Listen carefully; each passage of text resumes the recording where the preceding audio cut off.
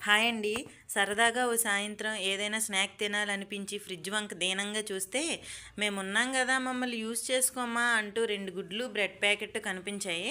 సరే అంతగా అడుగుతున్నాయి కదా అని వాటితో బ్రెడ్ ఆమ్లెట్ చేద్దామని ఆలోచించా. రెసిపీస్ అన్నీ యూట్యూబ్‌లో చాలాసేపు సెర్చ్ చేశాను.